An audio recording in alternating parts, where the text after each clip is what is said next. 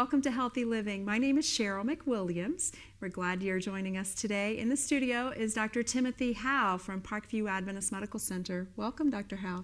Thank you. So, there's a word that strikes fear in the hearts of most who hear it, and that word is cancer. For many, it feels, when they hear the word, they feel that it's an immediate death sentence. It's very frightening, and I understand that you have some things to share with us that could make it less frightening. Cancer is a frightening disease, no question about that.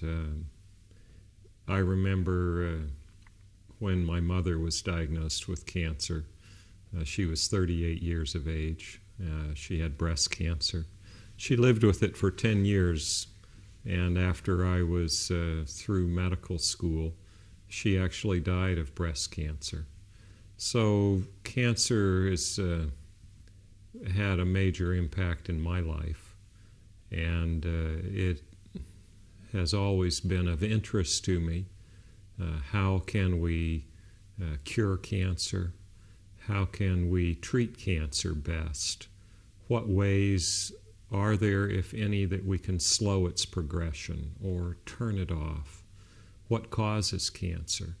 And many of those answers are still elusive, but we know more and more each year about how to prevent cancer, how to treat it, and I'm hopeful that we can make a big difference. I've been excited recently by some research in the area of nutrition, and how nutrition can impact cancer in preventing it, and even if you already have it, in slowing its growth and potentially turning off its growth. And those are very interesting areas of intense research today. Cancer is just a word, and it describes many different diseases. Tell us what it really is and how it gets started. Well, when I'm thinking about cancer, I try to think about it in terms of a garden. I like to do gardening. One thing I don't like to do is weeding. I don't mind planting the garden, and I love to look at the garden once it's grown, but my wife does most of the weeding. I'll be honest with you there. But cancer is sort of like weed seeds in the garden. Our body would be the garden, and the weed seeds would be cancer. And, you can plant the most beautiful garden. It can be looking just fine, and if you neglect it for a little time, those weed seeds just seem to take over. And cancer and weeds are very similar, actually. When we're born, some of us have those weed seeds not growing, but in us. And then as we live, the older we get, the more of those weed seeds are in our bodies. They're planted there.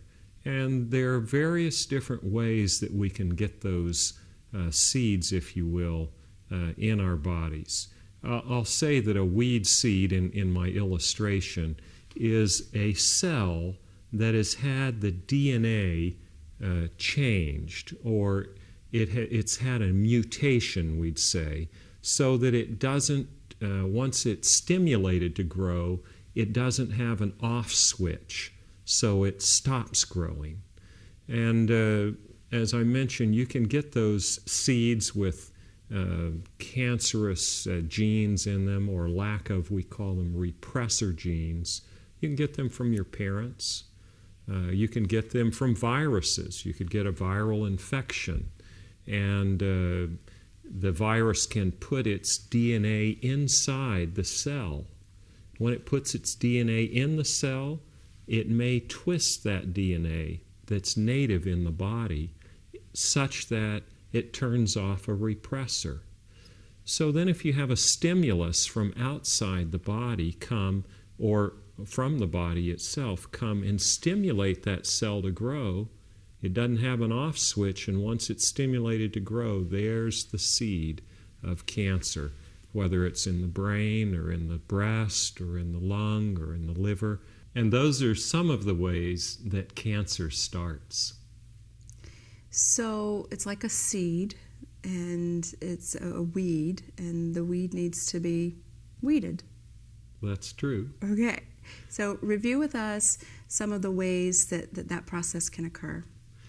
Well, if you have a cell in your body that's normal, it can be exposed to radiation, and radiation can change the DNA.